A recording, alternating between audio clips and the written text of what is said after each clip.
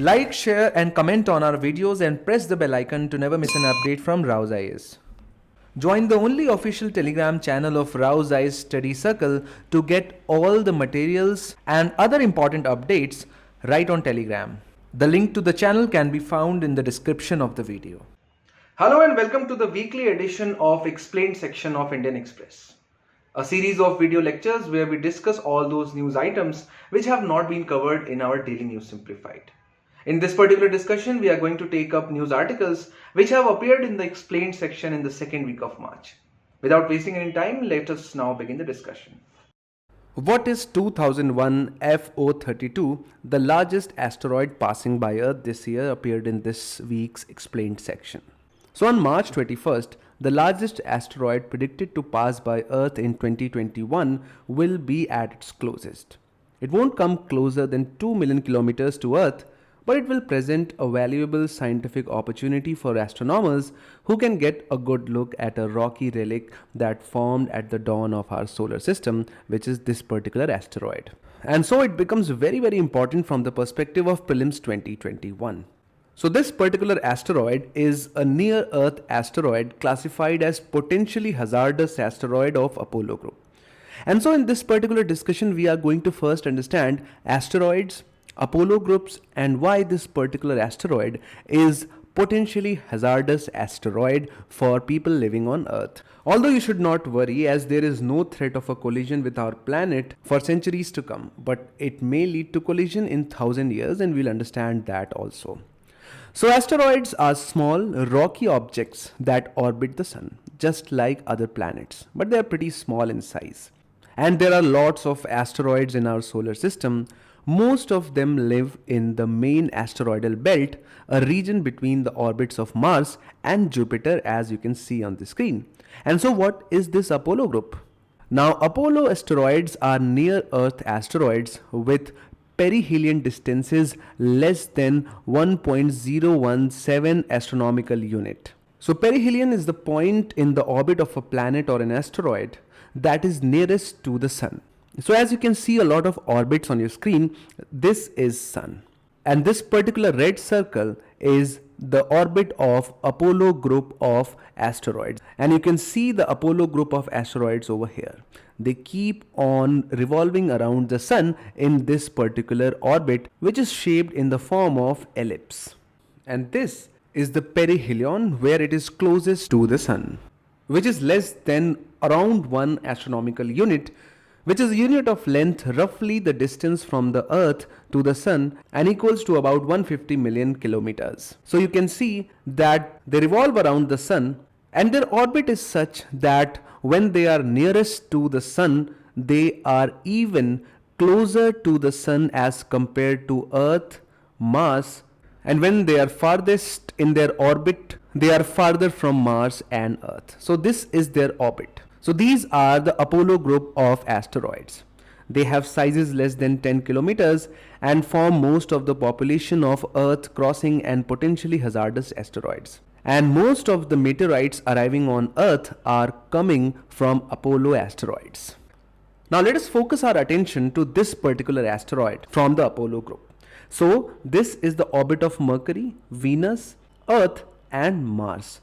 And all these 4 planets orbit the sun in the same plane. So Mercury, Venus, Earth, Mars, they are on the same plane, let's say, of a table.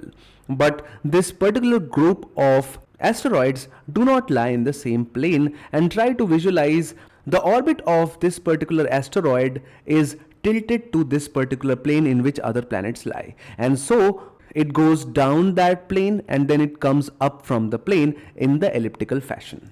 And so it is at this point that it is closest to the Earth, and that is why it is categorized as potential hazardous. And when it crosses to the Earth, it is still very, very far and there is no threat of collision. Now another peculiar observation about this asteroid is that it will pass by at about massive speed of 1,24,000 kilometers per hour, faster than the speed at which most asteroids encounter Earth. So two things. First is that it is potentially hazardous, it belongs to Apollo group, and that it will pass much faster than other asteroids. And what is the reason behind this? And to understand the reason, you will have to understand a mathematical concept which is called orbital eccentricity. So this is the star around which most of the planets orbit. And so some of the planets orbit in around a spherical orbit, but some in elliptical orbit, or which is shaped like an egg. And so our Earth belongs to the category of red or green, whereas this particular asteroid orbits the sun in elliptical orbit. Now, we know the concept of escape velocity, right? The minimum velocity which a planet or a revolving object needs to maintain so that it does not falls and collapse into the sun, right? Just try to be with me for 2 more minutes and you will understand this concept. So if a planet is revolving around sun in a spherical orbit, the escape velocity is same throughout. At any point, the velocity is going to remain the same. But when the orbit is elliptical, the planet is very far away from the sun at one point, and then it keeps on coming closer to the sun at other points. And now if you look at this pink, just focus on this pink orbit, you can see that as soon as it moves closer to the sun, the gravity increases, and so in order to keep that object in the orbit, it has to increase its velocity. Just notice how fast it has become when it comes closer to the sun, and now it has become slower when it moves away from the sun. And so that is the reason why when the asteroid will fly by Earth, it will be closer to the sun, and that is why it will have a massive velocity. Now there is no threat of collision right now, but in 10,000 years, this asteroid is going to lose its energy. When it will lose its energy, its orbit will change, and according to the scientists' calculation, it might have some collision at some point in future. And so that is why it is not currently a threat, but in future it will definitely become a threat. So from the perspective of prelims examination, this particular asteroid, the group, why is it so fast when it flies by the Earth, and the concept of orbital eccentricity becomes important. What was the significance of Mahatma Gandhi's Dandi March explained appeared in this week. And so on 91st anniversary of the historic Salt March led by Mahatma Gandhi from Sabarmati Ashram to Dandi in Gujarat, Prime Minister Narendra Modi flagged off a symbolic 386-kilometer Dandi March, following the same route just the last week. The PM also launched Azadi Ka Amrit Mahotsav to celebrate 75 years of India's independence. We already know that these kinds of movements and marches during the time of independence or during the time of struggle for independence are very important from the perspective of both prelims as well as mains examination. Consider this, in 2015, UPSC had asked who of the following. Actually, UPSC should have formulated this question as who among the following organized a march on the Tanjore coast to break the Salt Law in April 1930. And so when Gandhiji was marching towards Dandi, at the same time parallelly across the country wherever there was coast, people were marching towards the nearest coast led by local people, led by prominent regional and national leaders. And so you were expected to know of some of these prominent incidences. Similarly, in 2019, UPSC asked, with reference to British colonial rule in India, consider the following statements. Statement 1. Mahatma Gandhi was instrumental in the abolition of the system of indentured labor. Statement 2. In Lord Chelmsford's War Conference, Mahatma Gandhi did not support the resolution on recruiting Indians for World War. Statement 3. Now this is a statement important and pertinent for this discussion. Consequent upon the breaking of Salt Law by Indian people, the Indian National Congress was declared illegal by the colonial rulers. So this again gives reference to the same Salt March which we are going to discuss. And so through these two previous year questions, what we have established is that Dandi March is very important part of the syllabus. So starting with the basics. The 24-day march from 12th of March to 5th of April 1930 was a tax resistance campaign against the British salt monopoly. We'll understand this also. The march or the movement was based on Gandhi's principle of non-violence or Satyagraha. The march marked the inauguration of civil disobedience movement. Through this breaking of Salt Law, Gandhiji inaugurated or initiated the civil disobedience movement. When we look back, we can easily say that the Dandi March was most significant organized movement against the British Raj after non-cooperation movement of the early 20s. So you can see that there was a 10-year hiatus from 1921-22 to 1930 before which any significant independence movement could be organized. In all, the attention that drove from the national and international media of world leaders, it was truly a turning point in Indian independence movement, and you will easily understand why. Starting with the cause. Why did Gandhiji call for the Dandi March? And so we'll have to go back 40 years from 1930. In 1882, the Salt Act, which was legislated by the British, gave the British monopoly in the manufacture of sale of salt. Monopoly means complete right to the exclusion of everybody. If I have monopoly over salt in India right now, I will be the only one manufacturing salt and all those people who take permission from me. Now, even though salt was and is still freely available on the coast of India, Indians were forced to buy it from the colonizers. And so Gandhiji decided that if there was one and only one product through which the civil disobedience could be inaugurated, then it was salt. And here he spoke famous lines: next to air and water, salt is perhaps the greatest necessity of life. He said this while explaining his choice of salt law, even though many in the working committee of Congress were not too sure about it. The British government of the time, including the Viceroy Lord Irwin, too did not take the prospect of campaign against the salt tax too seriously. They thought that just like previous movements, this particular march will just fizzle out. It will just dissipate. It will lose its energy. Little did they know that it's going to turn into a mass movement. Addressing a massive gathering in Ahmedabad on March 8, Gandhiji declared his decision to break the salt laws. He said, "That is for me one step, the first step towards full freedom." And Gandhiji wanted this to be a long march or a pilgrimage perhaps, where his progress would enthuse or excite people along the way and attract wider publicity too. And finally, he decided on Dandi to be the point at which the salt law would be broken. So what actually happened during the march? Of course, there was a great excitement in Ahmedabad from where the march started. A large crowd gathered around Sabarmati Ashram and stayed throughout the night.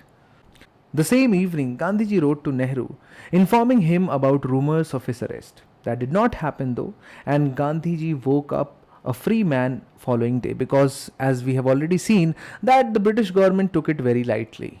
And so he gathered his walking mates, a group of 78 men who were bona fide ashramites who used to live with him in his ashram.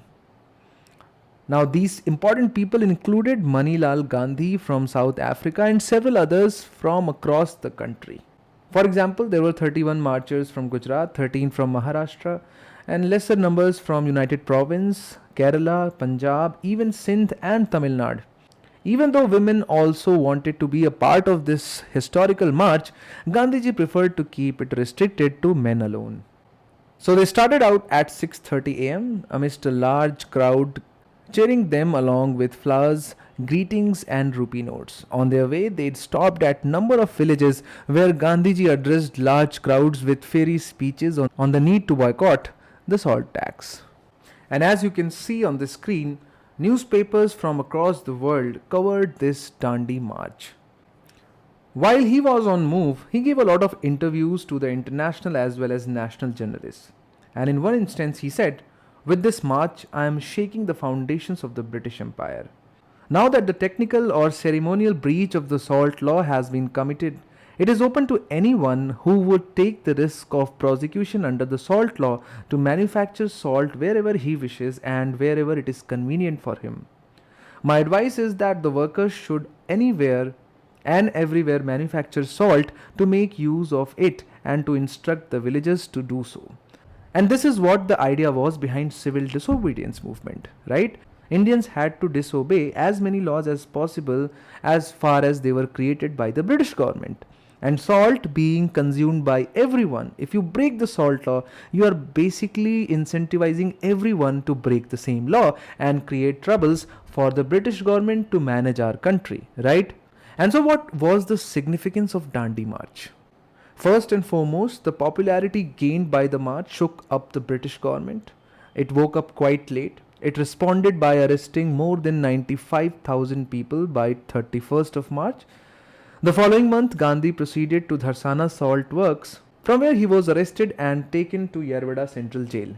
And as Gandhiji broke the salt laws in Dandi, similar acts of civil disobedience took place in other parts of the country, as he could foresee them.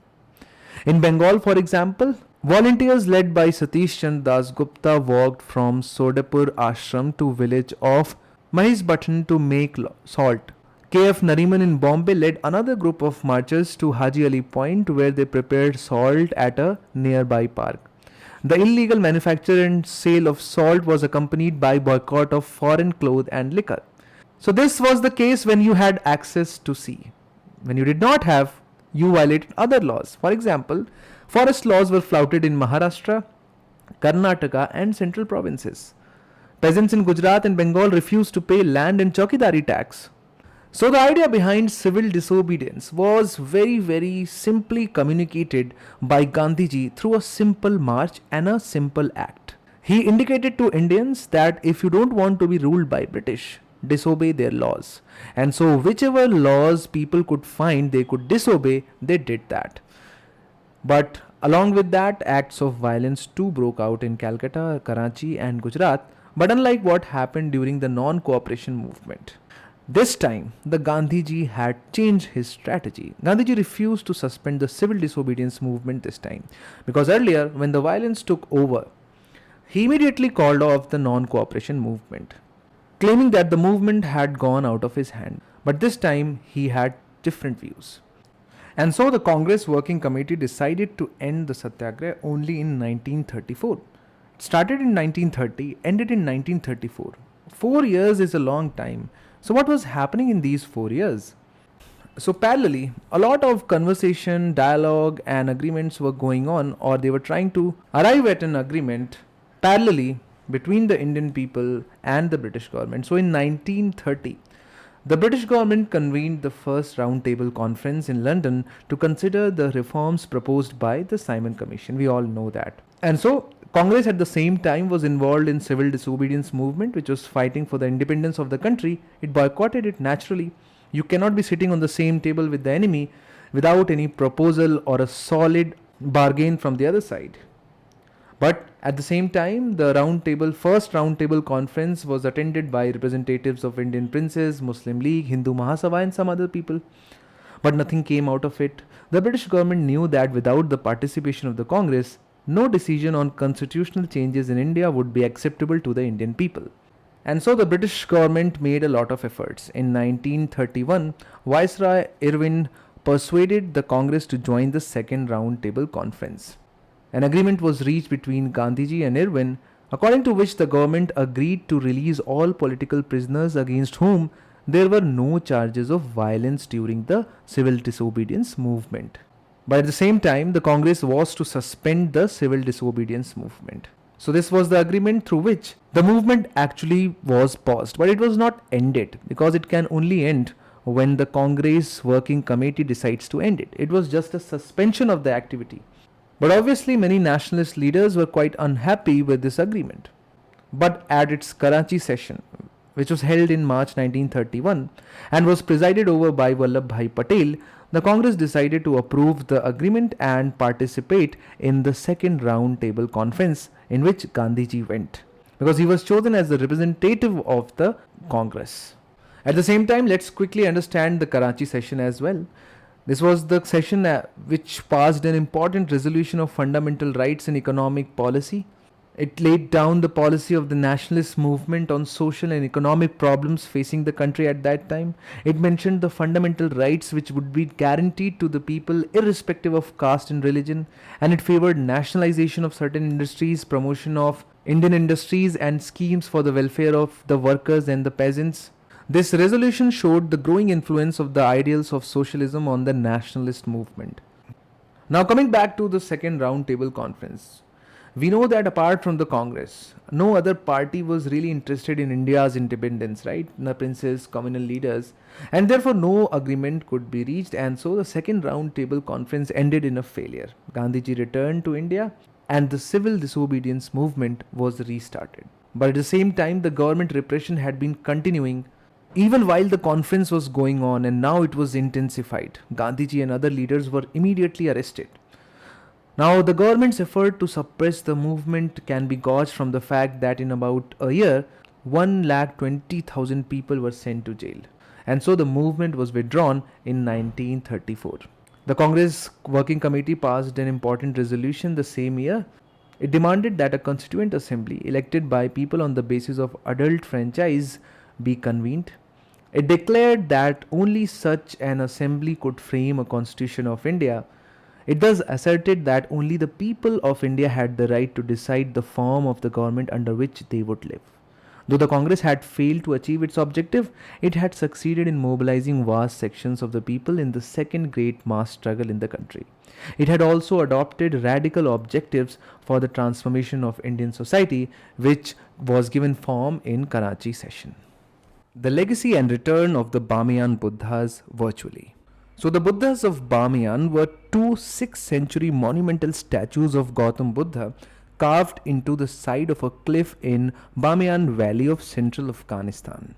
In 2001, the Taliban began blowing up these statues. Once among the tallest statues in the world, the ancient Bamiyan Buddhas were lost to the world forever. Now, 2 decades later, on the anniversary of the annihilation, the Bamiyan Buddhas have been brought back to life in the form of 3D projections in an event called A Night with Buddha. And so, this news has become important from the perspective of prelims examination. So, Bamiyan Buddhas are said to date back to around 5th century AD and were once the tallest standing Buddhas in the world. Now, it becomes very important from the perspective of UPSC prelims as well as mains examination. You must have gone through the art and culture questions where Buddhist art, architecture and sculptures are very important, and especially the influence of outside world on Indian art. And so these Buddhas had Roman draperies with 2 different mudras. The Bamiyan Buddhas were example of confluence of Gupta, Sasanian and Hellenistic artistic styles.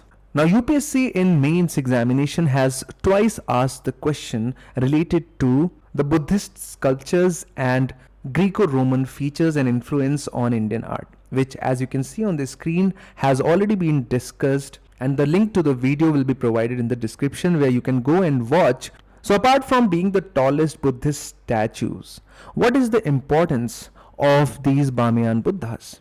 Starting with the map location. Bamiyan is situated in high mountains of Hindu Kush in the central highlands of Afghanistan. The valley, which is set along the line of Bamiyan River, was once integral to early days of Silk Roads, providing passage for not just merchants but also culture, religion and language. And you can see currently, although Afghanistan is a Muslim country, but 2000 years ago it was widely Buddhist country. When Buddhist Kushan Empire spread as far as Central Asia, acting as a crucible of sorts, Bamiyan became a major trade, cultural and religious center. As China, India and Rome sought passage through Bamiyan, the Kushans were able to develop a syncretic culture. Then what changed in last 30 years? What changed was the hardline Taliban movement, which emerged in the early 90s and was in control of around 90% of the Afghanistan 20 years back. While their governance supposedly curbed lawlessness according to them, they imposed very hardline Islamist agenda and a very regressive idea of Islamic practices. And so the destruction of Bamiyan Buddhas was a part of this extremist culture. On February 27, 2001, Taliban declared its intention to destroy the statues because they considered it against the principles of Islam. Despite condemnation and protests from the governments and cultural ambassadors world over. Even the then President of Pakistan, Mr. Pervez Musharraf, was the first one to voice his concern. At that point of time, India offered to arrange for a transfer and safeguard of artifacts, which was denied by the Taliban. And it had become clear that Taliban was interested not just in destroying the Buddhas, but also making it a statement of their ideology. And so on 2nd of March, the destruction started with guns and artillery. When that proved ineffective, they progressed to mines and rockets. It took nearly a month for the statues to be razed to the ground, and so you can understand the magnanimity of these statues. They were so big, they were so large that it took them 1 month. It took a government of a country 1 month to destroy them. And so the Taliban's destruction of Bamiyan Buddhas was met by global criticism, many of whom saw it as a cultural crime not just against Afghanistan but also against the idea of global syncretism. Now, following the fall of Bamiyan Buddhas, UNESCO included the remains in the list of World Heritage Sites in 2003, with subsequent efforts to restore and reconstruct the Buddhas in their niches with the pieces available.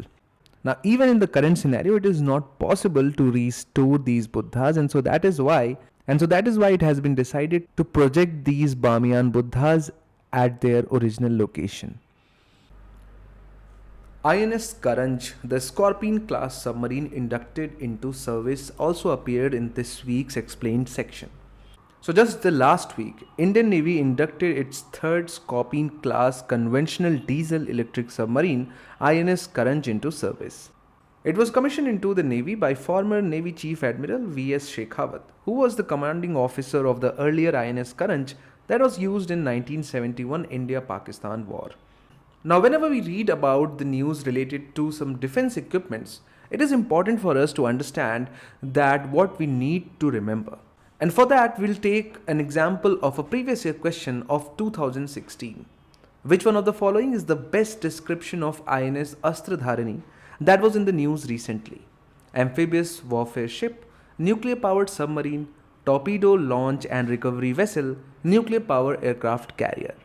Now you have to find out yourself what is the correct answer for this particular question. And so, on the basic level, you need to understand what INS Karanj is, what is Scorpion class submarine, and what is Project 75 under which these submarines are being inducted in Indian Navy. But before that, let us just quickly understand what is the importance of submarines for any navy and particularly for Indian Navy. So submarines at the basic level we understand is a watercraft capable of independent operation underwater. And that capability of operating underwater and that capability of submarines to operate underwater hidden from the eyes of the enemy provides it with some of the very beneficial uses. So first and foremost, area surveillance, intelligence gathering. Then if other countries, especially enemy countries, are using submarines, you need submarine to counter them. And so for anti-submarine warfare, it is also used in anti-surface warfare, wherein you send submarines loaded with surface-to-surface missiles to be launched at the place and timing of your own choosing. And then it is used for mine-laying operations, wherein you deploy explosive devices underwater to damage or destroy surface ships or other submarines. And so that is why submarines are needed, particularly for Indian Navy. Now, what is this Scorpion class submarine? And so the Scorpion class submarines are one of the most advanced conventional submarines in the world. It has superior stealth features. So the stealth features basically means that it has a lot of features which make it invisible to the enemy or makes it very difficult to detect the particular submarine. And here the aim is to evade discovery by sonar by eliminating any kind of noise. And so the noise mainly comes from the acoustics and the engines. And it has advanced acoustic silencing techniques which reduce noise to a very, very low level.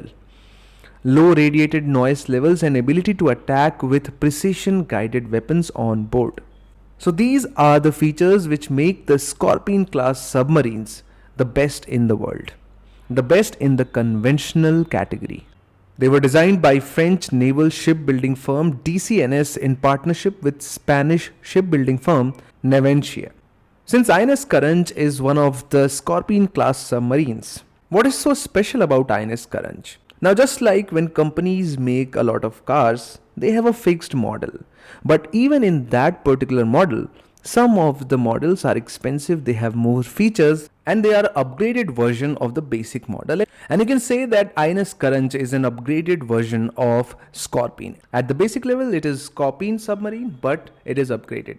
And so it has been equipped with the best sensors in the world, and it is fitted with an integrated platform management system to provide centralized propulsion and machinery control.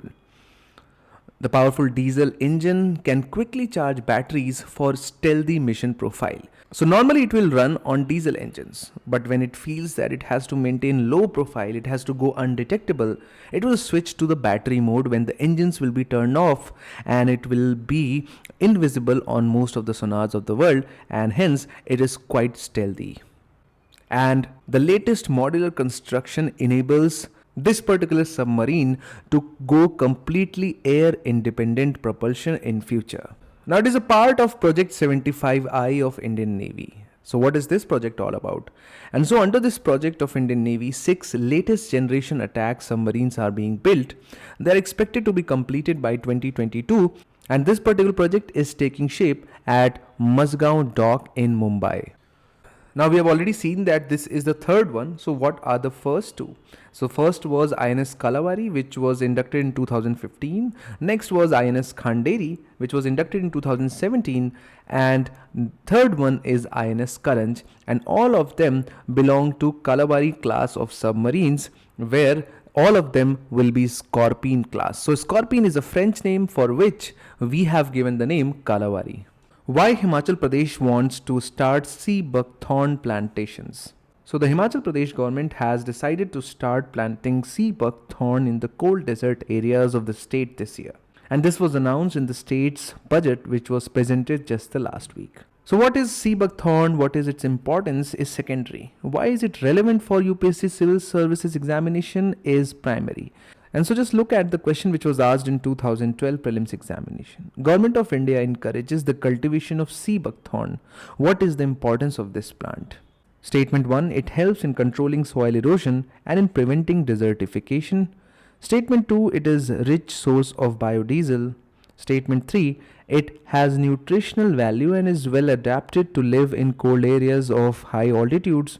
Statement 4, its timber is of great commercial value. Now let us go through this discussion and see whether we were able to solve this question or not. So first we should understand what sea buckthorn actually is. And so it's a shrub which produces an orange yellow colored edible berry. So you can eat the fruit out of this tree. In India it is found above the tree line in Himalayan region, generally in dry areas such as the cold deserts of Ladakh and Spiti. In Himachal Pradesh, it is locally called charma and grows in the wild in Lahaul and Spiti and parts of Kinnaur. You can clearly see these map locations, and it is very, very important to keep in mind these map locations. Now the question as to what are the ecological, medicinal and economical benefits of sea buckthorn. And so as a folk medicine, traditionally, sea buckthorn has been widely used for treating stomach, heart and skin problems. In fact, in last few decades, scientific research worldwide has backed many of its traditional uses. Its fruit and leaves are rich in vitamins, carotenoids and omega fatty acids. Among other substances, it can help troops in acclimatizing in high altitude. That has been reported in some researches. Besides being an important source of fuel, wood and fodder, sea buckthorn is a soil binding plant which prevents soil erosion, checks siltation in rivers and helps preserve floral biodiversity. And sea buckthorn also has commercial value as it is used in making juices, jams and nutritional capsules, because if you remember, these are edible berries. And so coming back to the question, we have seen it helps in controlling soil erosion and preventing desertification, whereas there is no such application in making biodiesel, so statement 2 has been rejected. We have seen it has nutritional value and is well adapted to live in cold areas of high altitudes, and we have seen that its timber is not of such great economical or commercial value, rather its berries are. And so this leaves us with the right answer 1 and 3 only. So although the question has been asked on sea buckthorn 8 years ago, it can again be asked, and similar questions can be asked on other berries and other plants which are not in mainstream. So you can say that sea buckthorn not only provides nourishment but has multi-purpose value. Since this is the only plant that can grow in high altitude regions, it can be easily used for water and soil conservation. Why the European Union has declared an LGBTIQ freedom zone. So the European Parliament has symbolically declared the entire 27 member bloc as an LGBTIQ freedom zone. So just the last week, a resolution was adopted by European Union Parliament where it declared entire 27 member bloc as an LGBTIQ freedom zone, which is an acronym meaning lesbian, gay, bisexual, trans, non-binary, intersex and queer. Now the move comes as a response against member state Poland's controversial move to create more than 100 LGBTIQ ideology free zones around the country since 2019, and more generally against backsliding of LGBTIQ rights in some European Union countries, particularly in Poland as well as in Hungary. Now, as far as the overall situation of LGBTIQ rights are concerned, a majority of countries in European Union, that is 23 out of 27 countries, recognize same-sex unions, with 16 countries legally recognizing same-sex marriage, with just two exceptions of the countries which are going back as far as LGBTQ rights are concerned. Poland, which does not acknowledge such relationships. It bars same-sex couples from adopting children together, although many such couples get around this rule by applying to adopt as single parents. The country has now announced plans to close the loopholes by introducing background checks on applicants. Under the proposed law, those found to be applying as a single parent while being in same-sex relationship will be criminally liable. And since March 2019, over 100 regions, counties and municipalities in Poland have adopted resolutions declaring themselves to be free from LGBTIQ ideology. As per these resolutions, the local governments have to refrain from encouraging tolerance towards LGBTIQ people and withdraw financial assistance from organizations promoting non-discrimination and equality. And just like Poland, Hungary has also been pushing forward a conservative Catholic social agenda. In November 2020, the town of Nagyata adopted a resolution banning the dissemination and promotion of LGBTIQ propaganda. And a month later, the country's parliament adopted a constitutional amendment to further restrict communities' right. And so from the perspective of prelims examination, a straightforward question: which of the following countries has recently declared LGBTIQ freedom zone, can be asked.